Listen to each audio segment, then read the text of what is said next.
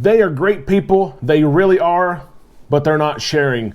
The Bahamas has been the main cruise story for the last 3 or 4 days, and today the Bahamas is in the news again today for a similar reason. We're going to talk about that. Plus, the cruise industry as a whole marks a huge milestone. I've wanted to tell you about this story for a while, but there's been so much breaking news, we haven't got to it. We are going to get to it today.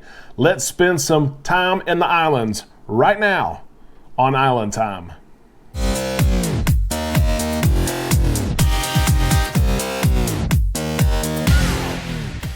A big Tuesday hello to all you islanders. I hope that whenever you're watching this video, most of your work for the day is done. Maybe you are watching this at the end of your day at work. Maybe you're at home watching this.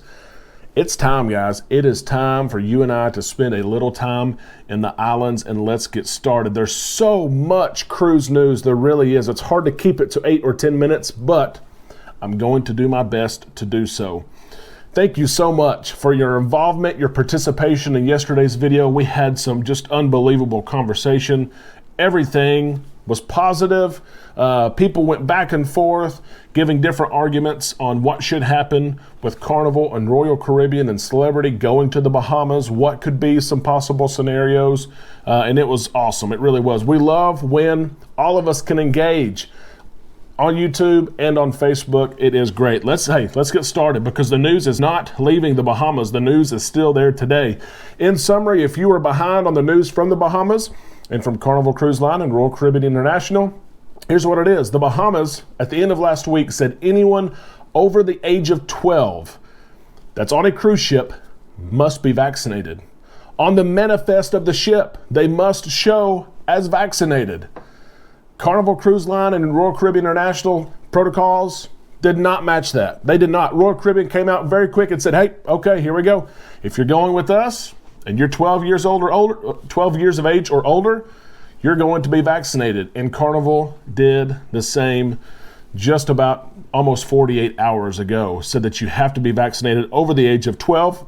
They even had to revoke some exemptions that were granted to families. They had told the families, hey, you're good to go. Your child, maybe 12, 13, 14, 15, has an exemption. They do not have to be vaccinated. Carnival had to revoke those because of this. It's not Carnival's fault. We had several people upset with Carnival.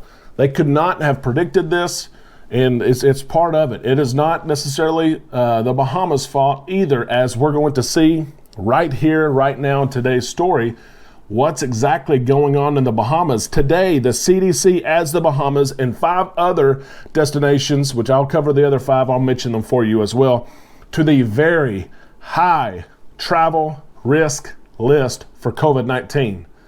We now see, and it makes sense, why the government of the Bahamas has that said, if you are 12 years of age or older, you need to be vaccinated. The CDC said people should avoid travel to the Bahamas and these 5 other locations because they are now at level 4 COVID-19 very high.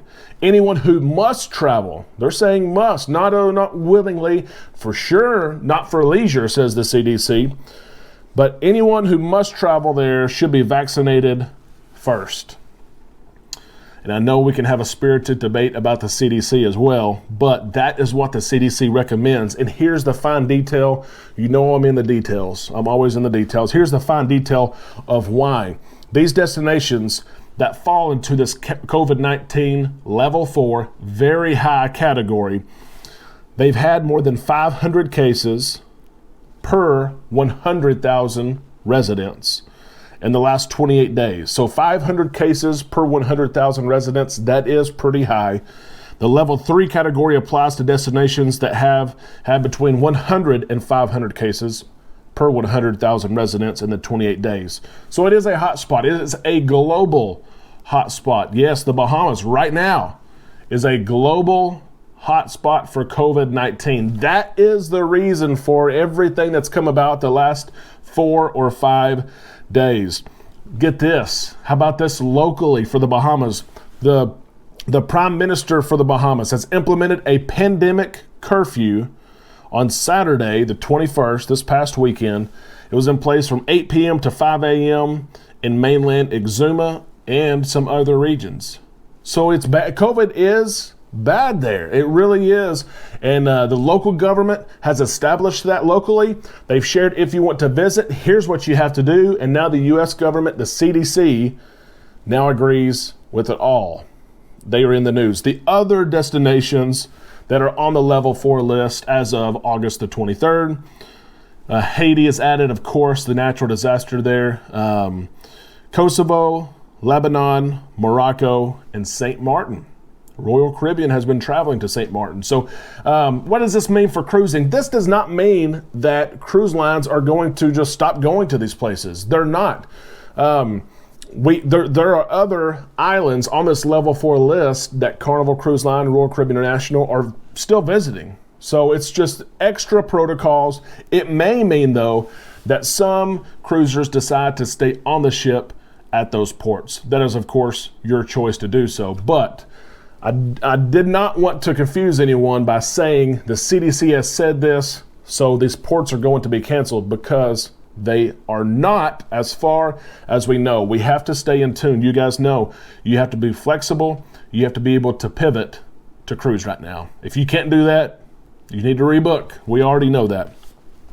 On to our next story. I did not mention this in my intro. I'm not going to mention this in my thumbnail on YouTube either, but it's only fair that I mention it here. I don't mention this for clickbait. That's why it's not on my promo. That's why it's not on my thumbnail.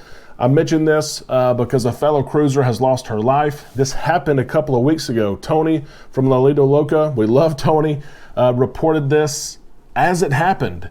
But the mainstream media has caught a hold of this. If you look at cruise news online, if you watch Good Morning America, for example, they had a story on it, and I felt like we needed to cover it as well, but we're going to cover it in a different way.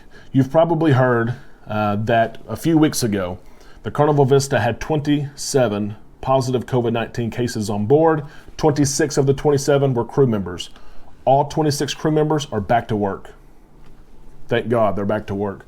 There was one passenger who had tested positive for COVID-19. That passenger is Marilyn Tackett. It was her first cruise. It was her first trip, first vacation, first time out of the country. The 77-year-old enjoyed, from what her family has shared with various media outlets, enjoyed her part of the cruise. She did test positive on the cruise. She was on the July the 31st sailing, the week after we were on the Carnival Vista, and contracted COVID. She tested positive for COVID-19 after experiencing respiratory complications. And she was admitted to a hospital in Belize, about halfway through the week. She was taken off the ship. She was admitted to the hospital there in Belize. She was put on a ventilator. She did eventually get to go to Tulsa, Oklahoma to receive further treatment. It was there in Tulsa that she passed away. And we say this because she's a fellow cruiser. Her family are part of the cruise community. We're absolutely praying for them right now in this situation. And our hearts go out to them. We hope that they're coming to grips with what's going on, and that they can feel the love that surrounds them. There's been so much love for this family in the cruise community. There's a GoFundMe page even where her family is raising some money, and they share the story of the life of Marilyn, and it sounds absolutely beautiful. So from all of us islanders, to Marilyn Tackett's family, we're thinking about you, we love you, and we hope that you can feel the love. Carnival did respond. Of course, the media everywhere is picking up on the story because it's the first confirmed COVID-19 death of any cruise line since the cruise restart, okay? Here's what Carnival had to say. We're very sorry to hear about the death of a guest who sailed on the Carnival Vista. Regrettably, there is a fair amount of information about the circumstances of this matter. The guest almost certainly did not contract COVID on our ship, and she was assisted with expert medical care on board, and she was ultimately evacuated from Belize after we provided a resource to her family. We have continued to provide support to her family and are not going to add to their sadness by commenting further. I love Carnival Cruise Line. I don't think that quote is going to be one that you're going to frame it and put on a wall. The line, the guest almost certainly did not contract COVID from our ship. You can't confirm or deny that. Carnival, I do believe, is providing the safest environment they can for passengers. 95% vaccinated passengers. There's new testing and masking protocols. But later on in the statement, listen to this in the statement from Carnival. Unfortunately, no venue on land or at sea is COVID-free right now, but we are committed to protecting the health and safety of our guests, crew, and the communities we visit, and we have not hesitated to act quickly and go beyond existing public health protocols, which I agree with the last part. They have gone beyond, and they've acted quickly sometimes. It's a surprise. But they mentioned that, unfortunately, no venue on land or sea is COVID-free right now. But earlier in your statement, you say the guest almost certainly did not contract COVID on our ship. I'm not saying at all that Marilyn contracted COVID on the Carnival Vista. It could have happened while she was at home. It could have happened en route in travel to the cruise. It could have happened on the cruise. But I did not think it was fair that they ruled it out and then later said no venue on land or sea is COVID-free. Doesn't make sense. Not the best statement. Could have been worded differently. So that is the Marilyn Tackett story I wanted to share with you. Again, not clickbait, nothing to do with fear. I want to remember her life, and I want to pray for her family. Now let's end today's news show with a positive, a huge positive. This historic restart has reached an awesome milestone. At the end of this month, which we are very close to the end of the month, just under 50% of the entire global cruise fleet, that is cruise ships from every cruise line around the world, will be back in service. Half of the cruise ships in 1 week will be back in service. For the cruise community and cruise industry to be able to do this, bring back half of the fleet with relatively limited outbreaks. We saw what happened on the Carnival Vista. There has been a passenger die from COVID-19, and it can be credited to the cruise or not. You can argue that if you want to, but what an accomplishment that there hasn't been major outbreaks. There hasn't been a large number, there hasn't been one ship where COVID just went crazy and there's 100 cases and there's X amount of deaths. What an accomplishment. There will be 190 cruise ships returning to service by August the 31st. You heard that number right. 190 cruise ships will be sailing the seas with paid passengers. That is just about half of the world's fleet. And they're going to be cruising by the end of the month. Cruise lines around the world have invested so much time and money in protocols, in research, in training their crews, in buying different things they need, from hand sanitizer to specialized cleaners to filtration systems to mask. They've spent so much time and money, and it is, of course, in their only interest to continue to cruise. They've done it the right way. They've been adaptable. They've had to pivot several times. As Carnival spokesperson said in that statement, we've taken action quickly when we needed to, which sometimes is uncomfortable for us, and it's tough for us to change and to keep up, but it's worth it, and it is working. The ability to pivot has allowed cruise lines around the world to remain on the water and the ability to still cruise, and the ability to us as passengers to be able to pivot and change directions and provide things that need to be provided that cruise lines are asking for or local governments are asking for.